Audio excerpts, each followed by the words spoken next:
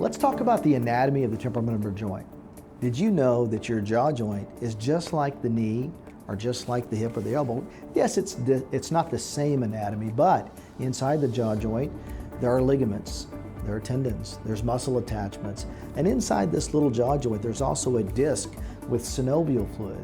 The synovial fluid provides the nutrients to the cartilages, not only on the condyle or the lower jaw, but it also provides the nutrients to the cartilages at the base of the skull, where your jaw joint articulates.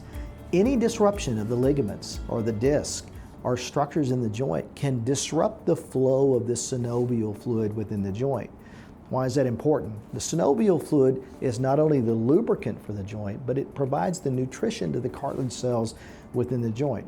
If that flow is disrupted and you're not getting good synovial flow over those cartilaginous cells, those cartilage cells will thin and then they may become damaged. Once they become damaged, they're not repairable if there's no synovium over that. And as a result of that, you'll start seeing the bone to begin to break down. When the bone breaks down, then you get what we call osteoarthritis. And osteoarthritis is a degradation or a disease or damage to the bone. Yes, we see that in the hips or in the knees. We see it in the back. It can happen in the jaw joint. When osteoarthritis happens within the jaw joint is getting smaller. And when the jaw joint gets smaller, then the jaw gets smaller. As the jaw gets smaller, the teeth hit harder.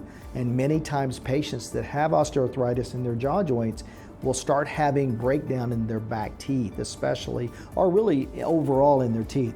Or they'll start seeing wear, or they'll start getting tooth pain. And many times tooth pain, you may not have any symptoms in your jaw joint, but the tooth pain itself has to be addressed and looked at to make sure that there's no underlying jaw joint disorder. So the anatomy of the jaw joint is very similar to the other joints of the body, and it's important that we actually treat the jaw joint just like we do the other joints of the body. For example, if you injure your knee or your ankle, you're going to put it in a knee brace or an ankle brace. You're going to rest it. You're going to take anti-inflammatories. You may put ice. You're going to go off of it. If you injured your jaw joint, so if you're eating something hard or you inadvertently get hit in the jaw and you have pain in your jaw joints or in your jaw area, give it a rest. Get on some anti-inflammatories, put some heat and ice on there, and go maybe on a softer diet for a few days just to make sure that you don't overload that joint. Because with any other joint in the body, if you injure it, we see this in our major athletes that have injuries and keep playing on that joint for a long time, that joint becomes very deteriorated. It becomes debilitating. Same thing can happen within the jaw joint. So make sure you take care of your jaw joints. Understand that the anatomy of the jaw joint is similar to other joints in the body.